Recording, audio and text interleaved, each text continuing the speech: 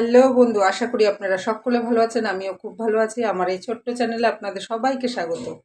অনেক দিন বাদে আজকে একটা ব্লগ নিয়ে আসলাম। আজকের কাজ কি কি কি কি করলাম, কোথায় গেলাম, সব আপনাদের সাথে শেয়ার করব। অনেক দিন পরে আসলাম তো, তার জন্য সব কিছু শেয়ার করব। ঠিক আছে বন্ধু? তো বন্ধুরা, এই দেখেন আমার কত বাসন, জামা কাপড় কাচবো, বাসন মাজবো। তো শুরু করি। হ্যাঁ, বাসনগুলো মেজে নিই। বাসন মেজার পরে আর আমার ছায়া সঙ্গী দেখতে পাচ্ছেন বন্ধুরা, সব সময় আমার সাথে আছে। তারপরে বাসন মাজার পরে কিছু কাচাকাচি ছিল, কাচাকাচিগুলো সেরে নিলাম। কাচাকাচি করে এখন ঘরটা মুছে নিচ্ছি। ঘরটা মোছার দরকার। সকালবেলা আমি একবার মুছি, সন্ধ্যাবেলা মুছি। কাচাকাচি করে ঘর মুছে এখন জামা কাপড় মিলছি, কিন্তু আমার ছায়ার সঙ্গে আমার সঙ্গে ঠিক আছে। আপনারা কি বুঝতে পারছেন কার কথা? বন্ধু, আমি স্নান ধুতি সেরে চলে এসেছি।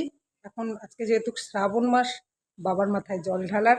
প্রত্যেক দিন আমি বাবার মাথায় জল ঢালি। চলুন দেখি, গাছ থেকে বেলপাতা ফুল নিয়ে বাবার মাথায় জল ঢালি।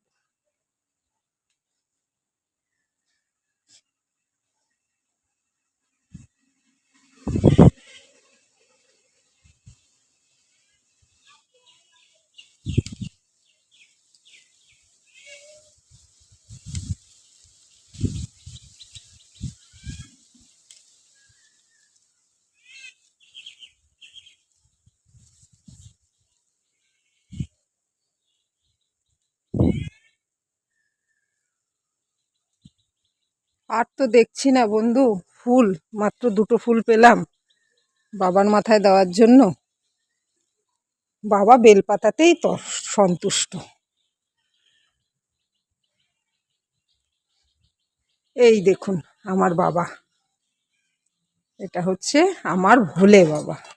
আমার হাজবেন্ড দিয়ে গেছে সকালবেলা জল ফুল। প্রত্যেক দিন ও দেয়। ওর শ্রাবণ মাস বলে কোনো কথা নেই, ও প্রত্যেক দিন দোকানে যাওয়ার আগে জল ফুল বাবার মাথায় দেবে, তারপরে বাবাকে পুজো দিয়ে দোকানে যাবে। চলুন আমিও একটু জল দিয়ে নিই বাবার মাথায়। ওং নমঃ শিবায়, ওং নমঃ শিবায়, ওং নমঃ শিবায়।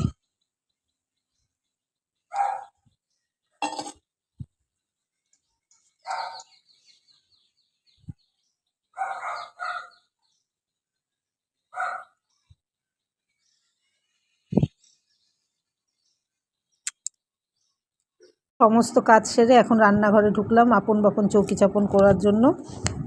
এই যে এখন ভাত বসিয়ে দিয়েছি, ভাত হয়ে গেছে। এইদিকে হচ্ছে আলু ভাতে ডাল। বন্ধু দেখো আমার সাজ রেডি। আমি এখন যাচ্ছি বিয়ে বাড়ি। সারা দুপুরের পরে আর তোমাদের সাথে কথা বলা হয়নি, তাই এখন বিয়ে বাড়ি যাই। ওখানে কী কী করলাম না কেন সব দেখো। তো বন্ধু দেখেন, বিয়ে বাড়ি আমি চলে এসেছি। বিয়ে বাড়ি এসেই ফার্স্ট হচ্ছে পকোড়া দুটো হাতে নিয়ে কি সুন্দর দাঁড়িয়ে আছি। পকোড়া দুটো নিলাম, আমি আর আমার হাজব্যান্ড খাবো। দুজনে মিলেই খাচ্ছিলাম আর গল্প করছিলাম। বিয়েবাড়ির